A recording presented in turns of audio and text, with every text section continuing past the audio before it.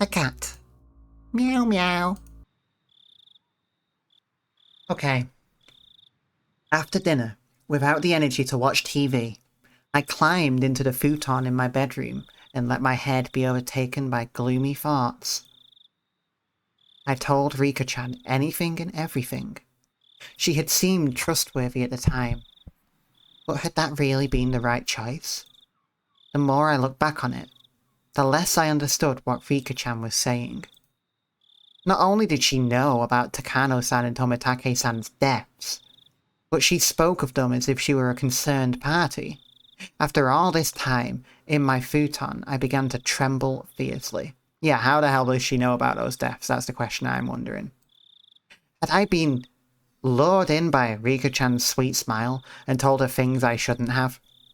This is such a tricky one because I'm like, no, don't fall to the paranoia again, Keiichi. Don't fucking be paranoid. You gotta trust Rika, but I'm like, also, you have every reason not to trust Rika. She has information she shouldn't have. She's speaking cryptically and creepily. She's saying that she'll do something about it if the big dog, the misunderstanding dog, tries to bite us. I'm scared, because what does that mean? She's a child, and like, what is she gonna do? I don't like having to rely on Rika in the event of someone threatening our life, you know? Even if I'm like 100% certain that there's more to Rika that meets the eye, on principle I kind of would prefer not to be relying on a child to come and save me, you know? I should have continued to feign ignorance. You really shouldn't have done. You know. This might be fucked in a new way, but you don't want to be feigning ignorance. I shouldn't have shown her such a weak side of me. My emotions were a mix of regret and fear, and it coloured the darkness of the night with an additional layer of terror. Suddenly, a knock. I might have yelped. That's how surprised I was. Keiichi! I've been calling your name for a while. You have a phone call. It's from Sonozaki-san. It was Dad. I reached out for the cordless phone through the gap in my door. Sonozaki-san, which one? The older sister or the younger? I don't know. Ask her yourself. We can't know for sure who it is. We have no... Even if we had a visual, we wouldn't really know, but... I feel more confident figuring it out with a visual, put it that way. I'm going to have to go and get a snack in preparation for this, I'm sure, extremely pleasant conversation that's about to take place. 25 past 11. We're going late for this one. Imagine, like, fucking reading a chapter of Higurashi right before bed. Hello? Mion? Or is it Shion? It's me. Shion. Good evening. I practically jumped out of bed. It was Shion, who I hoped so desperately would call me back last night. Keiichi, okay. You know what? No. I'm just gonna... Here's what I think is going to happen. Mion wants to know what the fuck we've been up to. Right? Yeah? She knows that we've done something with Shion.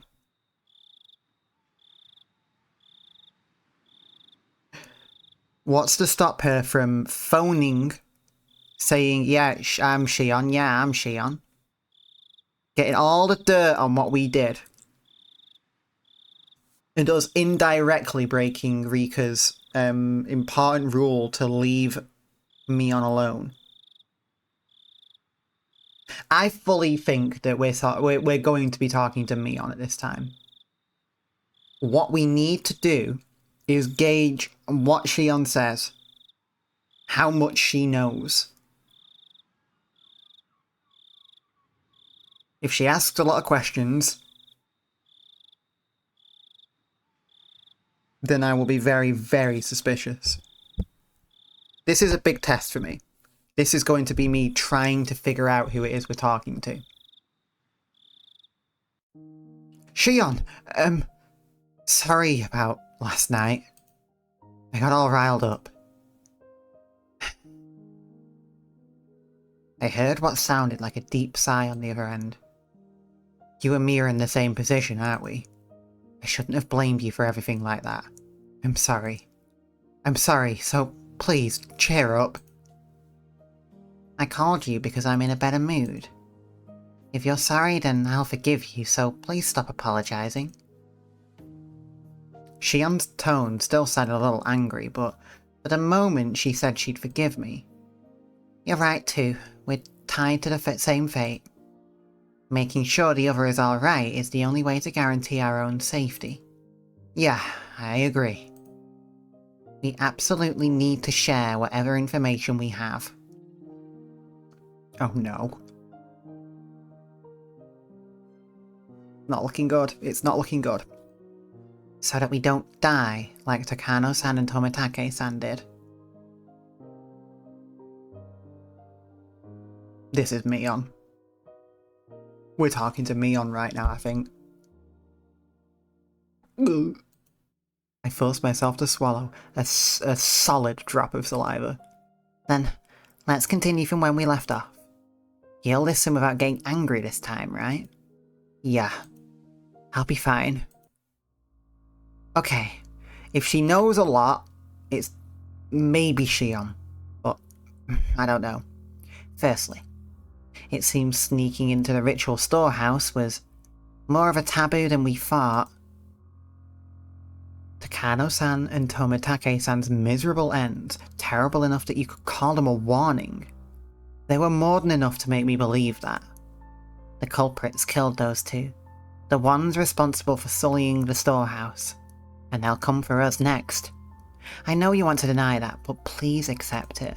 It'll be too late to believe me after you've disappeared, okay? I got it. You can never be too careful, after all. I don't want to accept it either. To think that sneaking a peek at a museum of torture devices deserves a death like that, I don't want to believe it. That's what a taboo is. For those who honour it, if one breaks a taboo, no matter how small or innocent their intentions were, they wouldn't be forgiven. Let's report anything we noticed that seemed strange. If we connect all the tiny pieces that we have, maybe, just maybe we'll find out who killed them, or maybe even the truth behind the incidents of the previous years. We could find the key that'll resolve everything. You're right. You're right about that. All I was doing was waiting in fear, but Shion had already thought that far ahead. Given how trustworthy she felt, I became embarrassed over how passive I was being. Then I'll start, since I suggested it. I feel like someone has been watching me lately.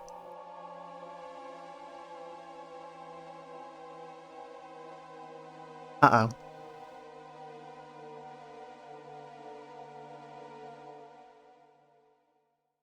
Okay. Interesting. If this is Shion, then, please don't be cursed. Please don't be getting the same shit that Keiichi got. Chapter 1. What? It might be my imagination, but I'll tell you anyway. Oh no, Shion, please don't be cursed. I think it's just me, but if you feel like you're being watched too, Kei-chan, then maybe it's not just my imagination. Well, don't worry. At the very least, everything's been fine for me. I think. As I spoke with Shion, I thought back on today. I had no grounds to say that everything was fine. I see. Then I suppose it was my imagination. But you be careful too, Kei-chan. Be especially careful when you're by yourself in public.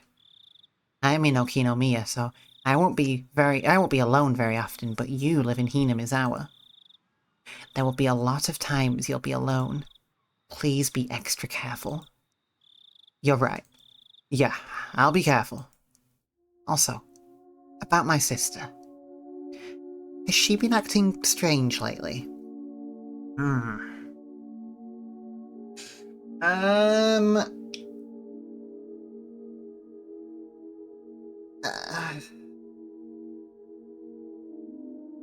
I don't like this at all. I hate not knowing for sure who I'm talking to.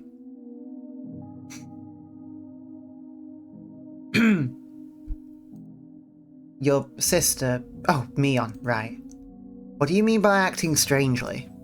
Well, yesterday, She came to me and asked me where I was on the night of the Watanagashi. What? That's... She asked me too. The day before yesterday, I think, Mion asked me... I see. I told her I wasn't there. What did you say? I did the same thing. I just dodged the question. Both of us gave a quiet sigh of relief. But since the night of the festival, my sister has been acting strangely. We can't be too careful, so just be aware, okay? Mion was acting strangely. Aside from her asking me about the night of the Watanagashi, she hadn't seemed too out of the ordinary, at least from my point of view. Her twin sister, though, was saying she was acting weird. Maybe it was such a slight change, that a stranger like me wouldn't be able to notice. Got it. I'll start being careful. Does she know about the mayor?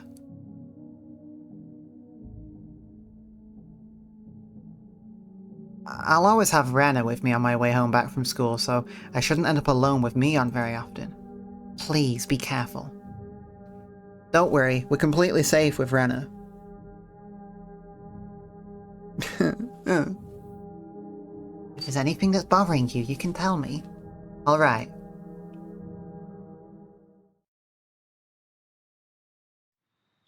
Okay, then is there anything you want to tell me, Kei-chan? My turn. That's right. Maybe I should report on Oishi-san asking me the same question at the library. Oh, that time when you were too slow to escape? Yeah. Oishi-san asked me pretty forcefully. Whether I was with Takano-san and Tomitake-san that night and whether I had seen you. Oishi-san seemed to have seen the four of us together. From the police's point of view, that would make us the last people who had seen them. I suppose, given that, it's only natural that they'd be interested in us. They evaded the questions then too, but that might have just made them more interested. There was no way I could have tricked that sly old fox Oishi-san. My troubled countenance would have only made him even more certain. Hey, Shion. Since they're the police, shouldn't we just tell them? I mean, considering our situation, I think having them on our side would be a good thing. Shion didn't answer right away. For a few moments, all I could hear was her breathing as she thought about it. Now that I think about it, Oishi-san said there was something possibly shady about Mion. At least I think that's what he said.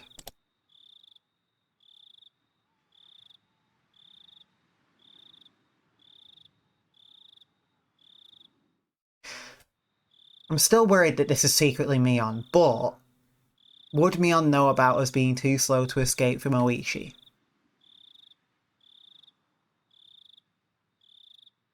I mean, if that had been Mion that we met up with that day, sure.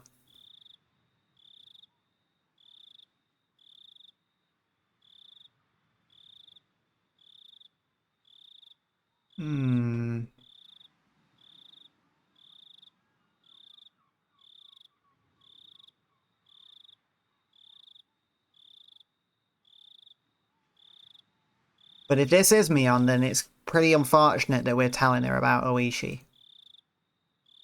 Yeah. Yeah, he definitely did. As I explained yesterday, the Sonozaki family holds a lot of influence over Hinamizawa.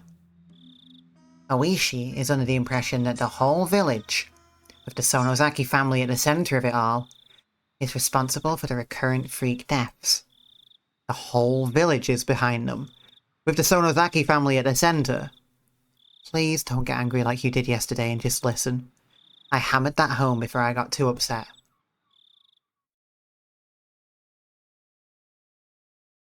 During the Hinamizawa Dam Wars, the priest who everyone was anticipating to lead the anti-dam movement acted as though he were unrelated. So the Sonozaki main house rose up to take charge. My sister told you all about the battles that happened, right? Yeah. All of Hinamizawa got together and fought as one.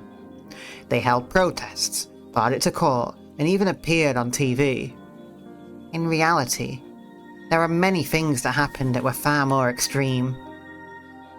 Under the surface, the Sonozaki main house was doing all sorts of illegal things to oppose it. They were acting illegally.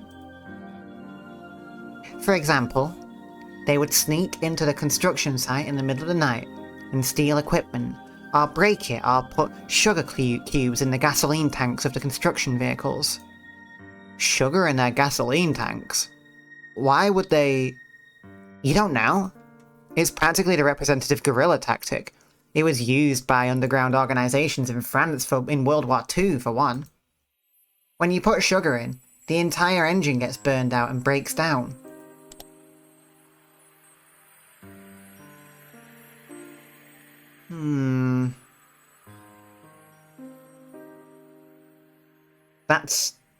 That's pretty bad though, isn't it? It was destruction of property and nothing less. When they beefed up the guard at the construction facility, the family turned to attacking important construction personnel who worked there. The government officials who were given permission for the construction, for example, received all kinds of threats. Not just people from the prefectural office either. Apparently this reached as far as the Ministry of Construction. As far as I've heard. They even kidnapped a child once. What the fuck? That's a bit out of fucking nowhere, ain't it?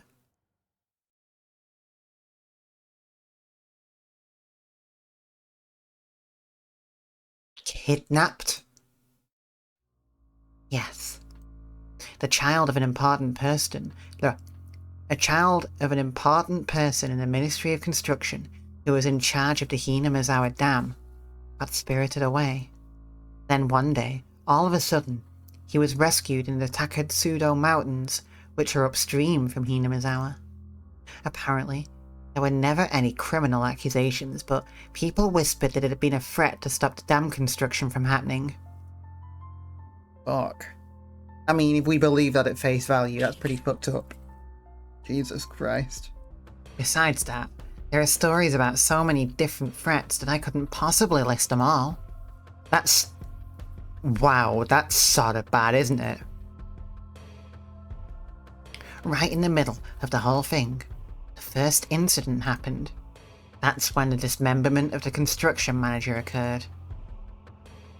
People whispered that the Sonozaki had brought out the principal offender, but of course, he fled and they still haven't found him.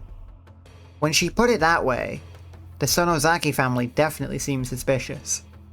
It's becoming, I guess, like, it would be unlikely for this to be me on, at this point. But if we're phoning every night, you better fucking believe I'm watching out for that shit. I'm watching out for that trick. Oishi-san even seems to think that the criminal was erased so he wouldn't talk, which is pretty reasonable of him.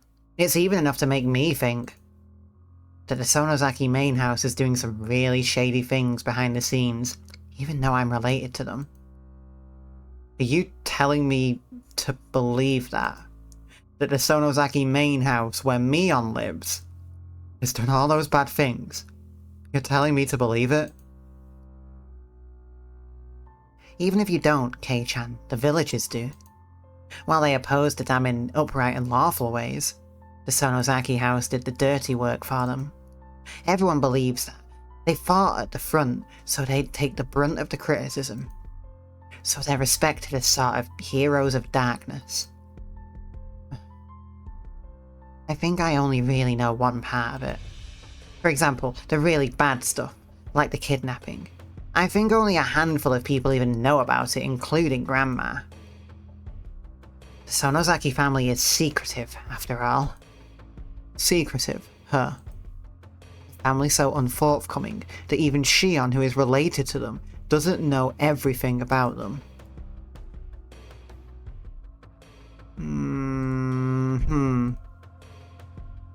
The Sonozaki family. Unlike Shion, her older twin Mion was deeply involved with everything, and that was not a fun thought to entertain. My sister, though young, was the one who acted as the centre of the illegal resistance movement. Mion was... But what do you mean? Well, her dad is a big-shot Yakuza. Even when she was little, my sister managed to subjugate a bunch of young street rats. Then she played all sorts of tricks on them and just generally got in their way. Mion did that? Now she's pretty laid back, so it might be hard to imagine. She did everything from property damage to threats and even acts of violence, and she was picked up for it countless times. Though since she was a kid, they could get her released pretty easily. Damn, okay, well, damn. We've heard hints of this in Chapter 1. From Oishi. She learned that her age could be used as a weapon. It might have been indiscreet, but I couldn't help but chuckle dryly. She may have been young, but she was certainly still Mion. Even back then, she had already been known for her craftiness. It's nothing to laugh about. Please take this seriously. Sorry, I didn't mean to... Shion had gotten pretty angry at me. Well, her delinquency soon got her into a position of authority in the Sonozaki main house. It's not unthinkable that Oishi suspects them for the dismemberment incident and the later ones too. But for a few moments, I was dumbstruck at the tales of Mion's past. None of them matched the image I had of her. A younger Mion dirtying her hands with all sorts of crimes, giving the damn construction project hell. As the successor to the Sonozaki main family, she was always right at the centre of the vortex of strange incidents occurring year after year. Was that really the Mion I knew? Maybe the one I know isn't the real Mion? Uh-oh. I don't know, man. Keiichi, I don't know. I couldn't figure it out. I couldn't bring myself to accept these images of Mion I was hearing from another person. Well, back to the main subject. I just wanted you to know that my sister is someone worth being cautious around. Please be careful. I didn't want to understand. Mion was a fantastic friend. She would never do something to back me into a corner like that. She did ask me pretty harshly about the night at the festival, but even that, it wasn't like she'd said it in a mean way or anything. Alright, I'll make sure to be careful. We're sisters related by blood, but within the Sonozaki family we're basically of a different class. I want you to recognize how distant my position is from hers. Please. The more Shion tells me about Mion, the less I understand who Mion is. The Mion I know wasn't a dangerous person. She joked around, smiled a lot, and was full of passion. Now that I realized I held such a view towards her, Shion was telling me to change it. To be careful around the best friend ever. To doubt her. The idea was very sad and painful.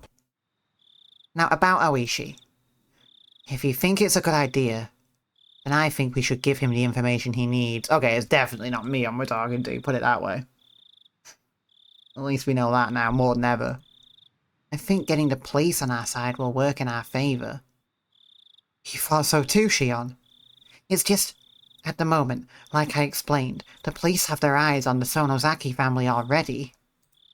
Oishi in particular completely believes that they're the masterminds behind the serial incidents.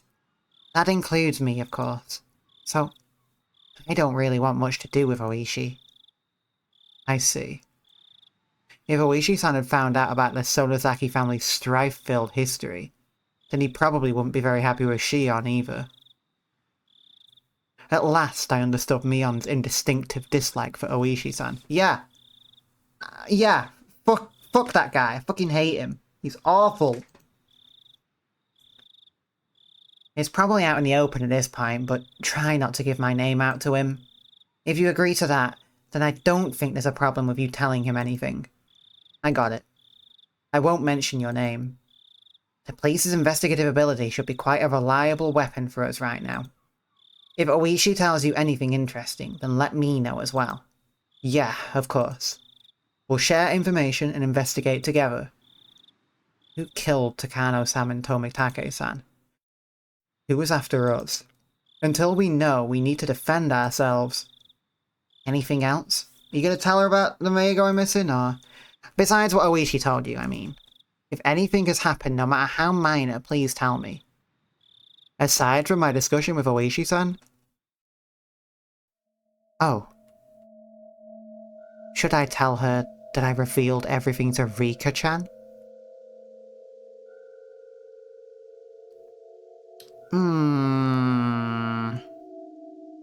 I don't think she'll be particularly understanding, if you do.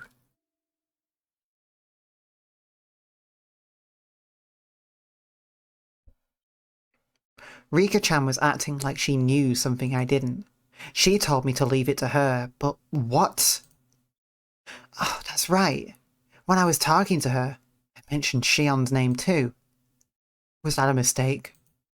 I felt like Shion would get angry. Nothing else? Kei-chan?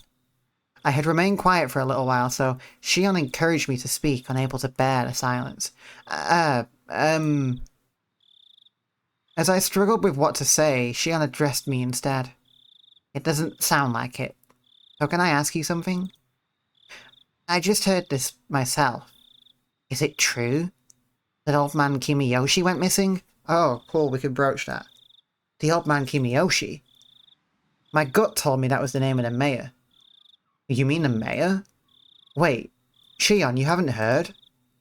I don't know anything. I just overheard my dad talking about it on the phone again. I realised I shouldn't have said that. Here in Hinamizawa, the things that happened around this time, when Oyashiro-sama's curse would recur, would all be covered up. Oh, right, I forgot about that detail, we did just leak that. Yeah. Actually, last night after a meeting, he didn't come home, so all of Hinamizawa was confused. They searched all through the village, but if they found him, then I haven't heard. The police should be searching for him as well. Why didn't you tell me something that important right away? She shouted angrily at me, bringing all her emotion to bear. Sorry, I thought you already knew. I didn't want to hide it or anything. The receiver was silent. Did Shion get mad again and hang up?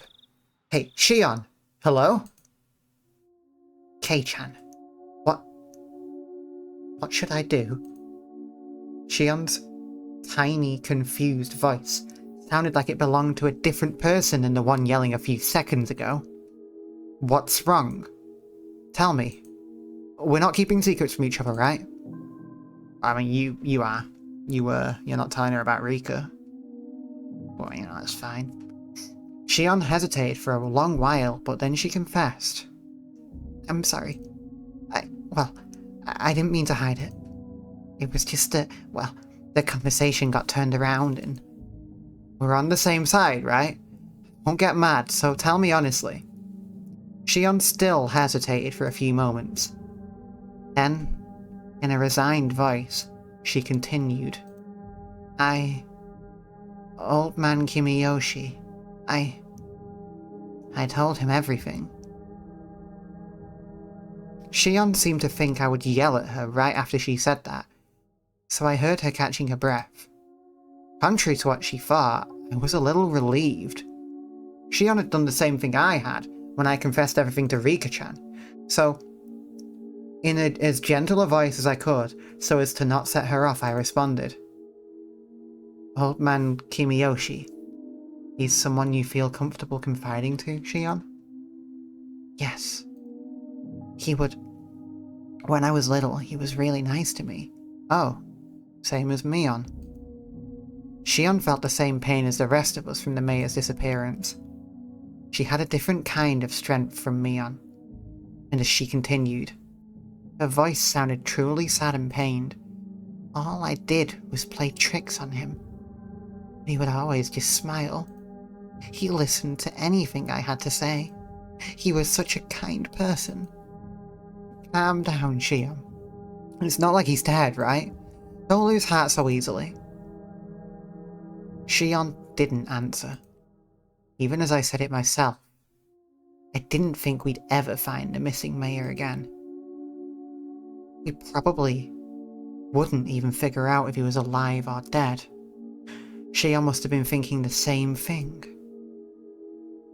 That night, I told the mayor that we snuck into the ritual storehouse, also that someone saw us and was out to get us. Does the mayor know how absurdly Takano-san and Tomitake-san died? Yes. He knew about it. I told him that they died by Oyashiro-sama's curse, and that I could be made a sacrifice to calm his anger.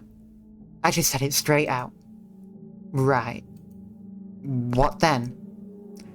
Old man Kimiyoshi didn't get angry. He smiled, then told me that if I was properly sorry about it, there was no way I'd be demoned away. He was really smiling, and he told me to leave it to him. No.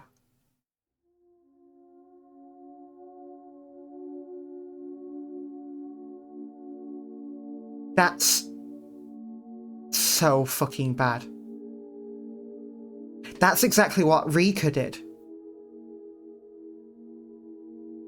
No. Please, no. No.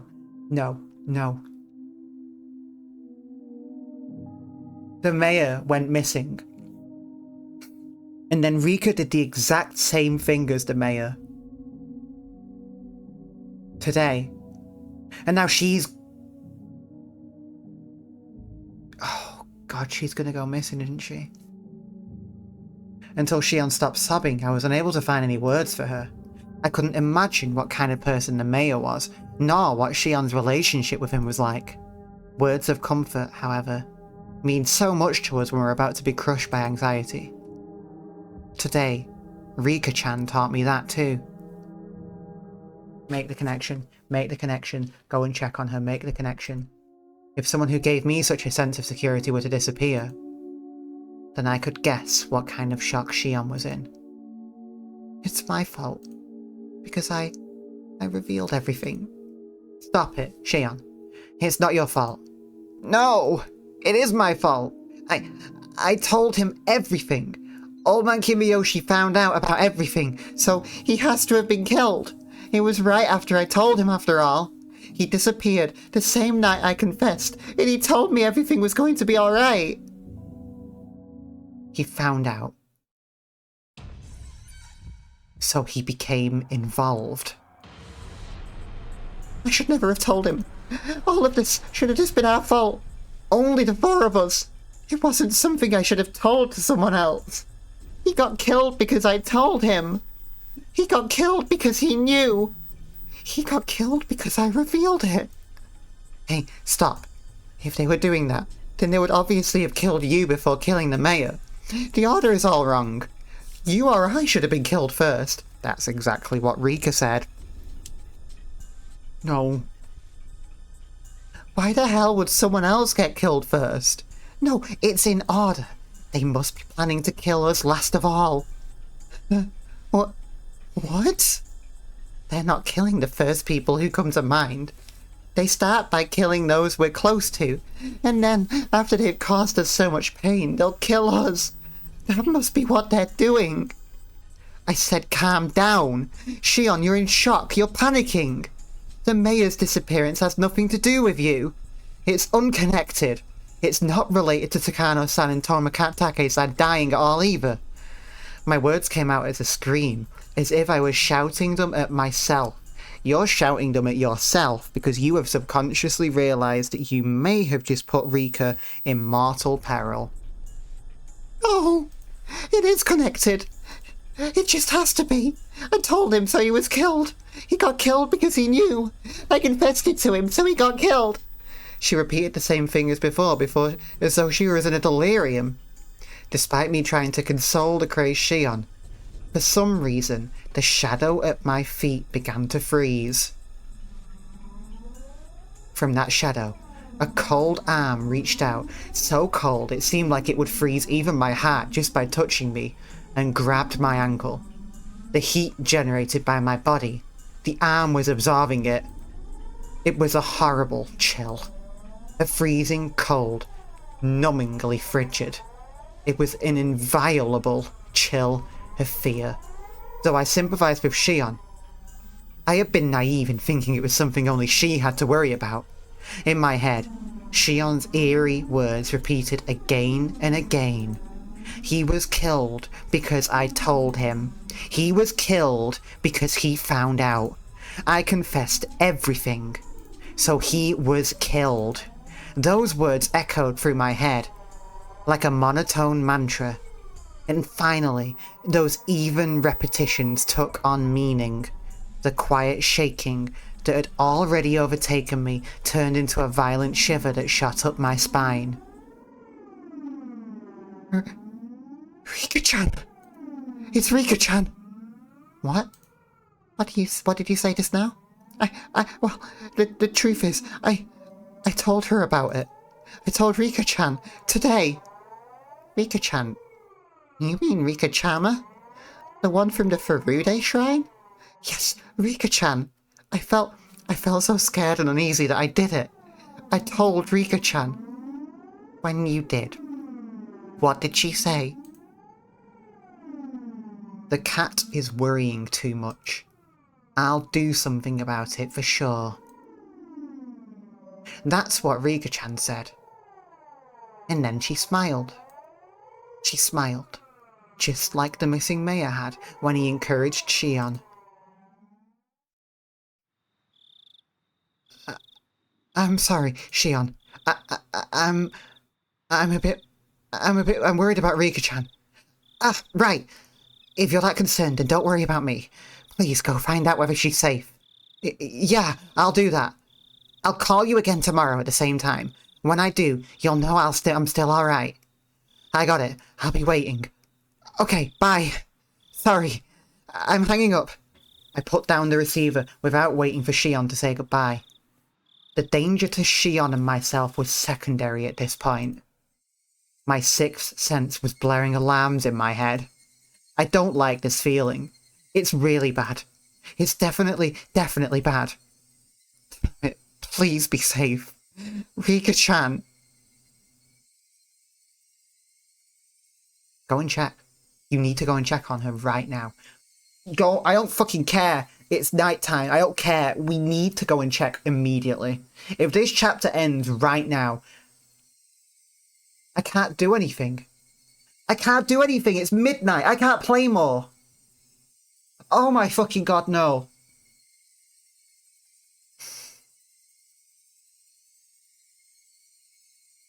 We have 2 tips. I just have to glean what we can. And then I have to play this tomorrow no matter what. Oh, you know, tomorrow being, you know what I mean. It's 2 minutes past midnight and being pedantic to cope. Scrapbook number 8, here we go.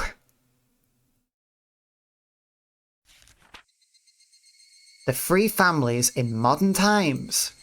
As previously described, the 3 families council today is a mere shell of democracy. In reality, it is a dictatorship run by the Sonozaki family. Both the Kimiyoshi and Furude families are far from their former glory, and it doesn't at all seem like they've maintained the ancient traditions. I can't do it. Oh my god. Please, no.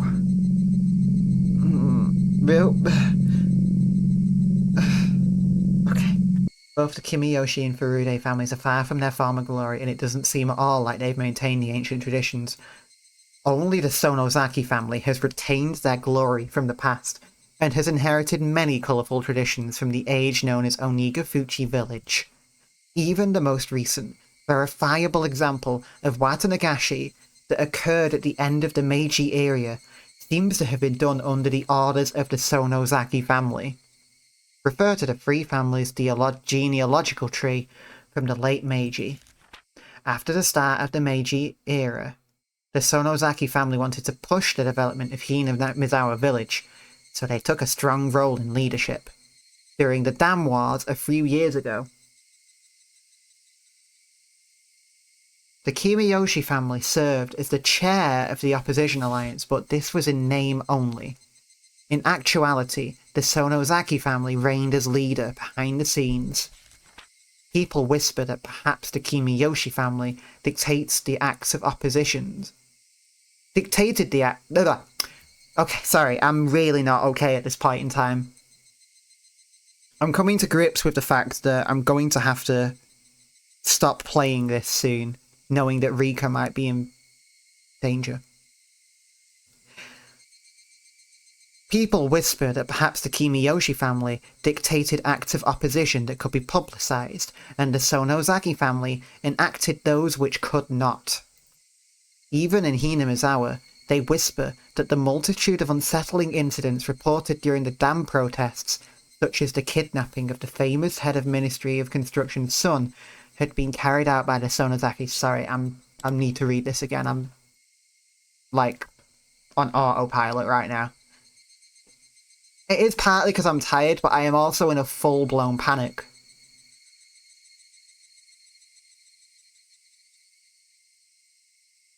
Right, okay, so the Kimayoshi family did the above-board stuff. They did the, legal stuff, and the Sonozaki family were the ones doing the under-the-table shit. Like, apparently kidnapping children. I mean, wow, shit. Additionally, they say that perhaps the Sonozaki family's secret manoeuvring was responsible for the serious freak death incidents that have continuously occurred in recent years as well. The serial freak death incidents are without a doubt the second coming of the traditional Watanagashi. Is this related to that, like, the canned meat murders that I heard, or is this just the yearly deaths? They must be enacting the Watanagashi on the day of the original Watanagashi, which has fallen to the level of an ordinary village festival, in order to remind the villagers of the holy laws of Onigafuchi village. It's safe to assert that exploring the Sonozaki family is the fastest route for researching it today. If I can expose the contents of the Furude Shrine's storehouse, I'd like to narrow my research target to the Sonozaki family next. The Sonozaki house is strictly guarded by security cameras on the premises, but thankfully, I've become acquainted with the sisters Mion, the next heir, and Shion. I want this to be a breakthrough I can connect to my next line of research. She became friends with Mion and Shion. But purely for an information gathering reason, clearly. Their punishment isn't over.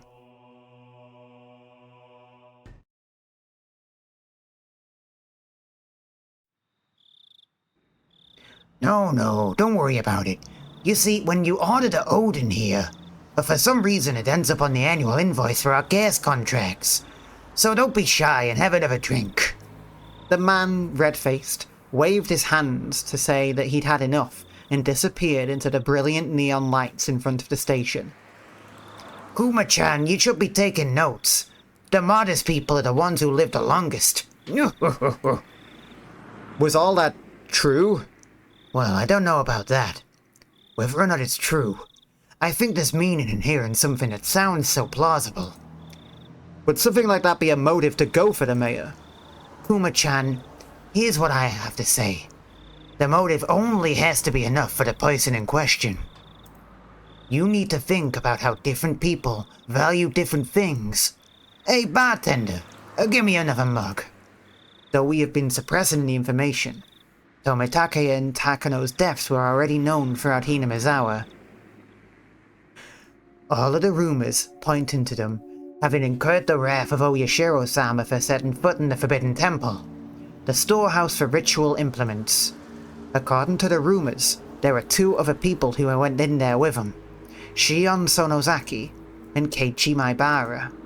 People were whispering in the shadows that those two would be cursed by Oyashiro-sama as well. Apparently, however, the responsibility didn't fall solely on the 4 trespassers' shoulders. Until last year, it was locked up tight, but this year it had been changed to a simpler lock. Hadn't that been what allowed thieves to enter so easily? Those were the rumours going around. Have you ever seen it, Kuma-chan? I remember it well. I had to go there for something quite a while back. Sorry, I don't really remember. It was locked up so tight it was scary. You had to go there for something? What did you have to go there for? There were these real heavy bars holding it shut. It was sealed up as good as a bank vault. This year it was a very simple and cheap padlock. Oh no.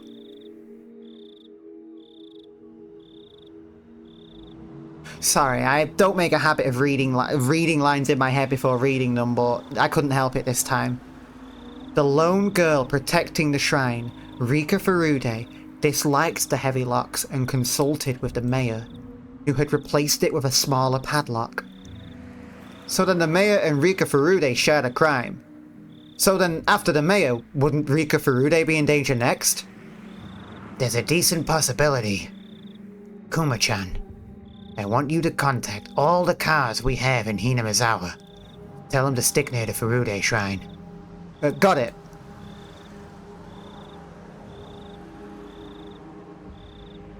If that is the case, the pattern isn't even. The pattern is not even that we told them. The pattern isn't even that we told the mayor and Rika, it's just that by sheer coincidence, they were the ones involved in weakening the security.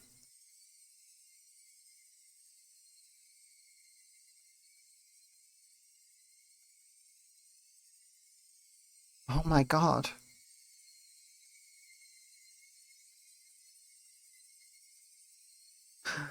No, please no, please no, please no, please no, no, no, no, no, no. And I just have to stop there.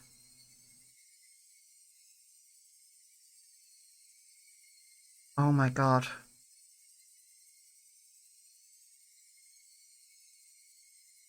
Okay. As early as I possibly fucking can tomorrow.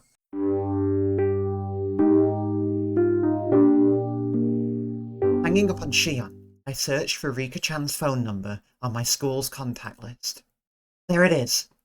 My fingers trembled with urgency, and I failed multiple times to put in the simple 5-digit number. Heichi, are you calling someone at this hour? It's late and it's being rude to the other person. That doesn't matter right now, I shouted angrily at my mother, listening to the dial tone. Hiccup. On hiccup.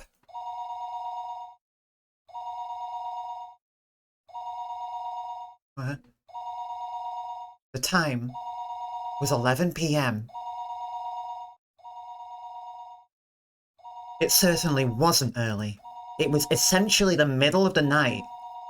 Had Rika-chan already gone to bed? Probably, she's like a child. Her phone would be ringing constantly though, so would she get back up for me? Rika-chan didn't pick up. She didn't pick up. She didn't pick up! Maybe she just happened to miss it. Maybe her bed was just too far away from the phone. The sound of a phone ringing gets clearer and clearer the longer you go on sleeping. Then, the bathroom? Yeah, she must be taking a bath. If that was the case, then even if she heard the phone, she wouldn't be able to pick up. It was a little late to be taking a bath, but it was possible. She normally took baths right before going to bed. I'll wait 30 minutes and try calling again.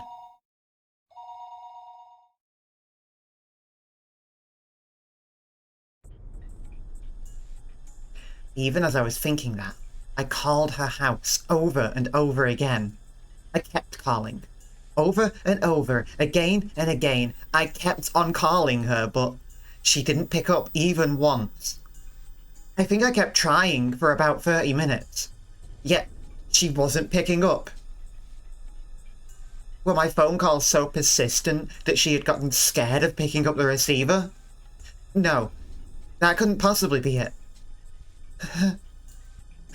There was no point in doing this any longer. Hey, maybe you fucking go. I mean, look, it'll be terrible to do this because it's late at night. You'll be running around alone at night.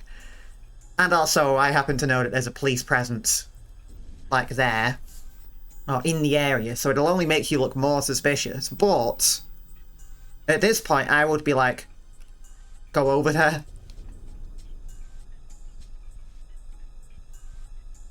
If something does happen to Rika, and I'm really, really dreading that because Rika's just great. She's lovely. And she's a child. Like, this can't happen to her. But if it does, we, the readers, know that there is additional context to it. We know that both her and the mayor were involved in loosening the security on the warehouse. So, we know that. Keiichi and Shion don't know that. And as far as they can tell, this is because they talked to them. Not only are they going to be plagued with just unbearable guilt, but they will never be able to talk to anyone about it again. And it'll set up this timeline of every night someone else goes missing. And after Rika, as far as we know, no one else but us two. The best thing to do would be to go there in person. Where was Rika-chan's house, though? Shit!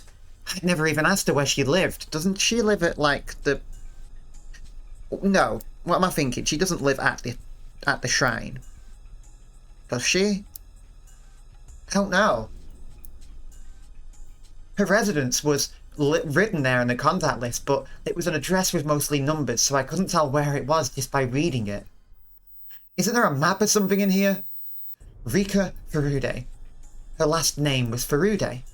It was a bit of an odd last name, so it might be easy to find. It's the fucking Furude shrine. Thinking of that, I rummaged around a drawer with the phone book, but could only find things like takeout menus and phone numbers for public establishments. Shit. I tore open one thing out of another, one thing after another out of the drawer, but I didn't come up with any clues as to where Rika-chan's house was. Calm down, Keiichi Maibara. If you don't know, then just ask. Ask someone who does know. That's it. Rena's gotta know. I looked up Rena's phone number on the contact list. Rena Ryugu. There she was.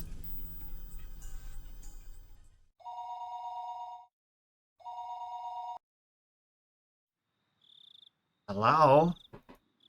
This is Ryugu. It was the voice of a grumpy-sounding man. It must have been Rena's father. I am calling in the middle of the night. I need to be polite. I'm sorry for calling so late at night. This is my bar. Is there any chance Rena-san is around? Reina is taking a bath. Oh, she's done. Reina, there's a friend of yours on the phone. Oh, right. Reina Ryugu was her real name, wasn't it? I'd gotten so used to calling her Rena that hearing her real name caught me a little off guard. Hello? This is Rena. It's me, Keiichi. Sorry for calling so late. Huh? Keiichi-kun? What do you need at a time like this? Like this? Well, actually, I wanted to know where Rika-chan's house is. Rena seemed a little appalled that I called her for something like that at this hour. However, she spoke her next words seriously, as if she caught on to how urgent my need was. Okay, sure. You know the assembly hall on the grounds of the Furude Shrine? There's a 2-story shack used for storage behind it. That's where she lives. What? She lives there? What? She lives in a fucking storage place? It can't be the same as the warehouse. It has to be something different. I couldn't immediately visualize the place, but as long as I knew she lived on the shrine grounds, I'd just have to take a look around. She lives in a fucking storage shack. It surely can't be that warehouse, right? Like, it can't be. It can't be. I mean, like... We did hear, like, the sound of a child stomping around up there, or there. Well, some of us did, not all of us did, in that storage warehouse, but Rika was performing the ritual at the time. So it couldn't have been her, right? Like...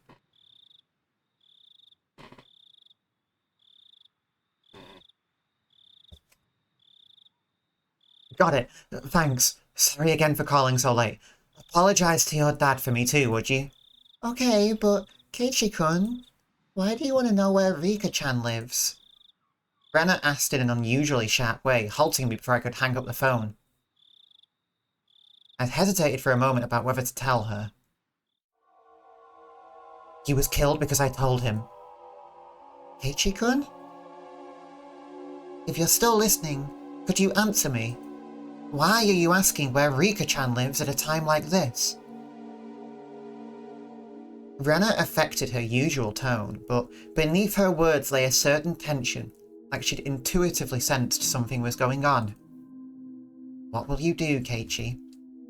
This is difficult because now we probably ought to lie to Renna. But I know that lying to Renna is a bad idea. I mean, you could pretend to lose signal. That'd be pretty desperate, but, you know. If it's Renna, can't I tell her? He was killed because he found out. I revealed everything, so he was killed. I mean, we know that there's more to it than that. We know that it's not because they were told. So actually, in my head, I'm like, go ahead and tell Renna, because Renna, as far as we know, has nothing to do with the padlock being replaced. My pet tortoise is choosing now of all times to start scrabbling around. Might need to get him some food imminently.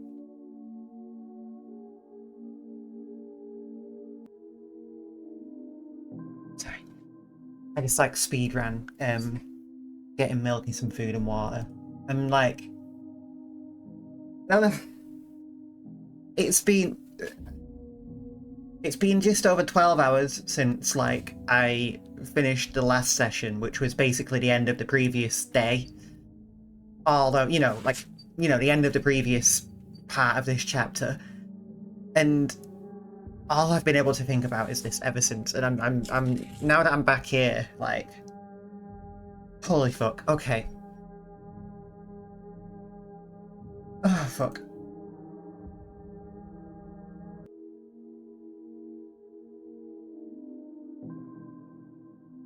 Okay. I revealed everything, so he was killed. Keiichi-kun? Renna is being serious. Please answer me. Renna asked me once again, in a tone so forceful I couldn't imagine her ever using it normally. I was taken aback by her vigour. Renna was Rika-chan's friend too. She had the right to be concerned about Rika-chan disappearing. If I told Renna, then, even if only for a moment, could drive away my horrifying fears. Renna. Well, I can't exactly tell you why, but... yes? Renna's tone was seriousness itself. Just from that tone, I could feel her saying, no matter what you say, Keiichi-kun, I'll believe you. That subtle sense of security gave me the courage to reveal the truth. I have a feeling that Rika-chan is in danger. You mean like a premonition? Or do you have some reason to believe she's in danger? I really didn't have time to go back and forth with Renna about this. Still, I think listening to her calm voice soothed my pointless impatience. I don't have much reason, but yet I still hesitated. I had told Rika-chan that we had snuck into the ritual storehouse. The mayor, to whom Shion had confessed before that, had already disappeared. So, it was possible that Rika-chan also... I didn't know how to explain it to Rena. While I was tongue-tied, Rena spoke up. Sorry for asking something so weird. I thought about it and it isn't like you need to be sure. Rena laughed a little, seeming a bit absent-minded. I wasn't exactly in the mood to laugh, so this time I was dumbfounded. Rena continued in a cheerful yet still purposeful voice. You're worried about a friend. I don't think you need a reason to go and check on them. Even if Rika-chan was asleep and you ended up waking her up, if that was why you did it, then none of us would get mad. Rena. Thank you. Okay then, Keiichi-kun. Just one thing. You called Rika-chan's house, right? Then you just couldn't get through, so that's why you asked me where her house is? Yeah, that's right. I must have called her for over 10 minutes. She could just be sleeping and not have noticed. Rika-chan's house is really small. She would definitely hear the phone ringing even if she was asleep. Satoko-chan is there too, so there's no way neither of them would notice. What the fuck? No. Oh no. Please no. That's like the one way this could get worse, is if Satoko's there, and therefore in danger.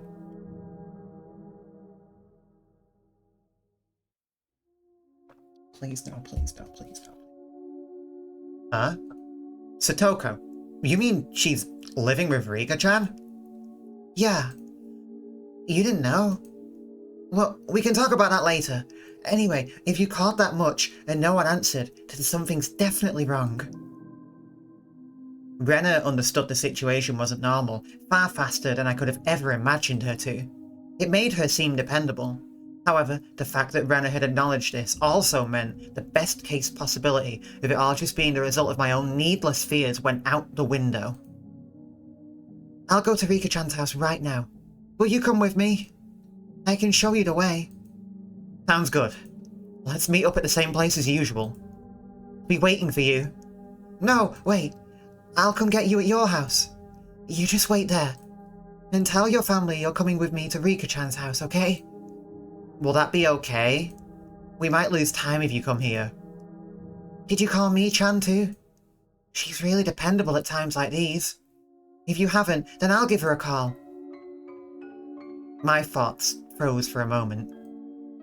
Shion had just told me to be careful around Mion during our phone conversation a little while ago. If the Sonozaki main house was somehow lurking behind the surface of the annual freak deaths, then the current heir to the family, Mion, wouldn't be uninvolved. So, wouldn't that mean that she wasn't uninvolved in what happened this year to Takano-san and Tomitake-san, and also the mayor's disappearance? Okay, bye! I'll be right over. Wait for me. That's all Rena said before hurriedly hanging up.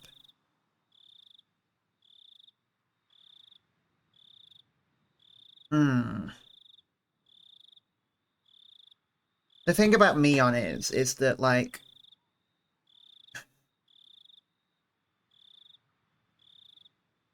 as genuinely suspicious as she might be, the question I have to ask is, would she really be capable of targeting the mayor?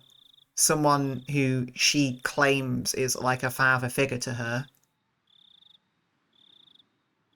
And would she be capable of targeting Rika, and potentially by extension, Satoko? I can't believe that she would be. I really can't. I want to believe that she's not. What the fuck is going on? Now wasn't the time to be doubting Mion. I needed to make sure Rika-chan was safe. I got changed and grabbed the key to my bike. I figured things would go more smoothly if we met up in the place we usually do before school. Rena wouldn't need to come all the way to my house. Oh, so you're going against the advice? You're going against the instructions that were given to you? My parents would probably have objected if I told them I was leaving, so I creeps out without a word. The night was unusually warm and disagreeably humid. Oh, awful. She said that Rika-chan and Satoko lived together, right? Huh? But it wasn't only Rika-chan. Satoko wasn't there either. Realizing what them living together really meant caused my thoughts to immediately take a turn for the worse. That can't be. Satoko is... She's got nothing to do with any of this. Even if there were a reason for Rika-chan to disappear, there shouldn't be one for Satoko. Keiichi-kun? Rena was really fast. She approached me on her bike at an amazing speed. Her breath was ragged, painting a clear picture of just how hurriedly she'd been going. Hey, Rena, let's get going. Keiichi-kun, I thought I told you to wait at your house. Rena's expression was all business. Was she mad? It came out of the blue and I faltered for a moment. Well, I just figured it would be faster to meet up here. Keiichi-kun, don't you get it? Rena shouted, clearly angry. I'd never seen Rena like this before. Do I get it? What's the problem? Rena seemed to notice she was scaring me, took a couple of deep breaths, then continued as if admonishing me, but her expression didn't soften at all. Keiichi-kun, the whole village is in an uproar now that the elder disappeared, right? Yeah? Now you're telling me that Rika-chan and Satoko-chan aren't where they're supposed to be, right? Yeah. That about sums it up. Then you need to be more careful. Do you have any idea how dangerous it is to be standing out here alone in the middle of the night? I mean, but then you'd have to come all the way to Keiichi's house alone, right? Surely meeting halfway is safer in the grand scheme of things, although maybe Rena's a more trusted individual because she's more local. I began to understand where Rena's anger was coming from. You told your family you'd be going to Rika-chan's house with me, didn't you? So that in the worst case scenario, if you and I were to disappear, people would know when and where we did. We didn't. We didn't say anything. Rena was perfectly level-headed in this emergency situation. Ever since the night of Watanagashi, every night someone has died or disappeared. On the night itself, Takana-san and Tomitake-san met strange ends. On the next night, the elder vanished. Now on the next night after that, Rika-chan and Satoko were nowhere to be found. I hadn't been thinking of anyone but myself, but it wasn't enough to say that Hinamizawa was a little weird at the moment. It was, in fact, extremely strange.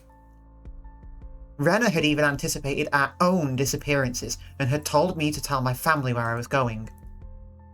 I was embarrassed at my own carelessness, and the need to be embarrassed made me afraid of the night. Sorry, I didn't tell them yet. Okay, and let's go tell them together. Okay, good. We need to get it squared away. With Rena beside me, I wheeled back towards my house. Oh. The moon seemed strangely high in the sky. A sky that was uselessly vast and cold, so that no matter what, it would never seem to me like a dream. This cruel fact had already confronted me. On such a crazy night, Rena had been unimaginably dependable. Hinamizawa's metamorphosis, enough to make Rena caution me against carelessness, was to me the most fearsome thing of all. The moon seemed strangely high in the sky. We met up with Mion on the way, and she, of course, was unsure if to believe me about Rika-chan and Satoko's disappearance. Kei-chan, are you serious? I'm gonna get really mad if this is a joke. Mion was clearly displeased. If this were a joke, it wasn't very funny. I understood how indiscreet my words were. Ever since the day before yesterday, someone had either died or vanished every night. Rika-chan and Satoko disappearing after all that was something you just couldn't say even in jest. Mi-chan, if it really is a joke, don't get mad. Smile. It would be a joke after all. We need to go make sure whether it's a joke or not. You're right. Sorry for getting upset.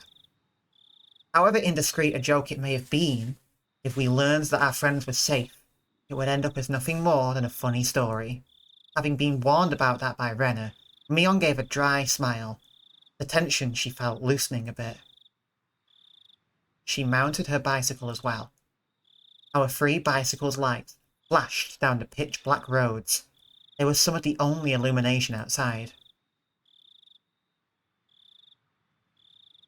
Hey, Chan. Why did you suddenly decide to call and ask about Rika-chan's house at a time like this?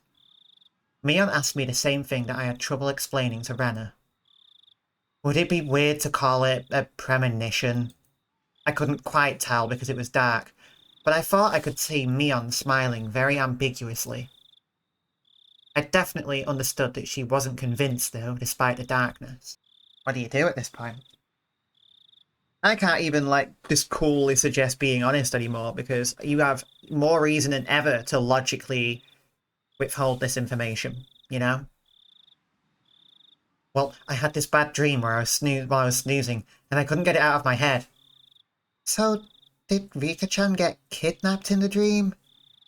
Well, it was more of a vague feeling sort of thing. If Rika-chan had answered the phone, I would have called you and Renner after that. Lies smoothly babbled out of my mouth, makeshift though they were. I was lying because I thought telling them I was connected to Shion would be like silently admitting we'd stolen into the ritual storehouse together that night. Mion didn't press me any further. I don't know whether that convinced her. Or maybe she figured that making sure Rika-chan and Satoko were safe would be faster than making an issue out of it. I think that might be more likely. Gotta admit though, this was one of your better lies. Like, if I had a tier list of your lies, that would be up near the top. That was a good one. I felt relieved, and immediately a little guilty. Mion hadn't really been acting any differently these last few days, but I'm still trying to distance myself from her for some reason. Before all this happened, we were concerned that Shion was trying to distance us from Mion.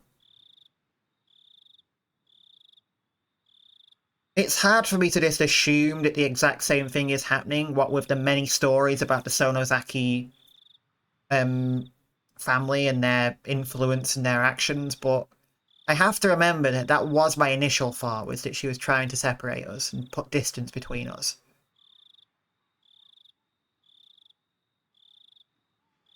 It was only because of what I heard from Shion and Oishi-san that she was the successor to some kind of super extravagant gang family. No. Was I just trying to force myself to forget? Don't do that, Keiichi Maibara. Wasn't it Mion who was the first to ask about the night of Watanagashi? In such a harsh tone at that. Have I already forgotten the terror I felt? At the time, Mion looked like somewhat different from the Mion I knew. When I think about that Mion, then Shion and Oishi-san's descriptions of Mion make a tiny bit more sense. That's it, isn't it? If it wasn't for how she acted that day, then I wouldn't be feeling this way towards her now. Right, okay. What on earth was going on with her back then? I was conveniently thinking only of everything she had done after that, while disregarding the very first thing, the thing I should have been looking at most, wasn't I? Mion was pedaling her bicycle in front of me, her long hair fluttering in the wind. No matter how long I looked at her back, it never gave me answers to any of my questions. We went all the way to the same stone steps leading up to the shrine grounds. Of course, we weren't going to want to haul our bikes up there, so we parked them beside the staircase instead. So this is the Furude Shrine. Everybody comes and goes as they please, as if it were a park, but this place is actually a grand estate owned by the Furude family. So the entire shrine is private property.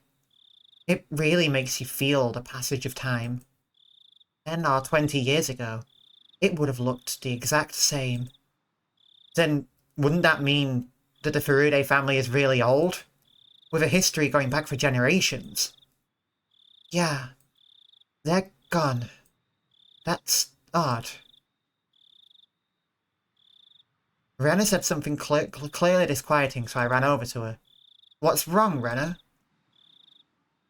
Rika-chan and Satoko-chan always leave their bicycles here. See? They're gone. I took a look around. Indeed, there were no other bicycles aside from the ones we'd taken to get here. Couldn't they have parked them somewhere else? Could they have brought them up the stairs? Those girls couldn't do that, Keiichi-kun. Just as she said, I couldn't imagine Rika-chan and Satoko lugging their bikes all the way up here. We hadn't yet knocked on Rika-chan's door, but reality was already sparking some ideas that weren't what you'd call good. Maybe they were just parked under some trees and we hadn't noticed them. I refused to believe that not being able to find their bikes here was proof that they had disappeared. Let's go. The only way to be sure is to check their house. We all nodded and dashed up the stone steps. We passed through the red arch and came out onto the shrine grounds, which were covered in neat gravel. It was so quiet here, as though the Watanagashi festival had never happened. So, where's the house they live in? Over here. Come with me. Rena took the lead and sprinted off. We went towards the assembly hall behind the shrine, then looped around behind it.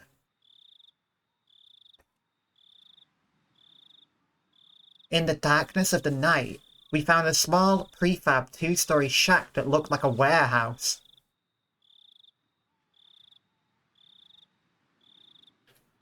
And they're living in that? They live in that? Do they have any parents that live? I mean, I know about Satoko. And please don't tell me they just live in this house alone. The lights are off. Are they sleeping? Let's knock. Rena and Mion neared the shack, which didn't really look like a place people would live. They had such a beautiful shrine, so I'd figured they'd live in an equally beautiful house.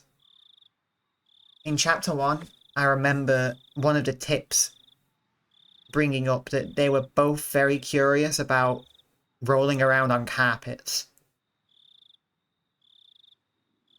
And start to see why. It was far from what I had expected. Rika-chan! Satoko-chan! Are you there? Rena shouted up towards the second floor. Her voice was restrained at first, but it steadily grew louder. No answer. In fact, there wasn't any sort of activity in the house at all. They might be sleeping. Let's wake them up. Mion banged on the shutters with both hands, and the loud sounds echoed into our surroundings. They would have to notice this much noise. They would turn on the light in their room, fling open the windows and yell, "What time do you think it is?" That, however, wasn't happening. We're not going to have to force the door, are we? Or the shutter. Jesus.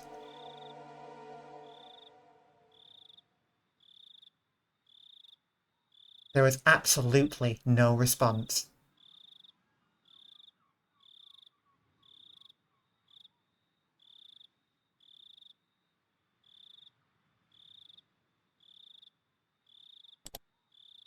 That, however, wasn't happening. There was absolutely no response. Mion stopped slamming her fists on the shutter, and a sudden silence fell over us.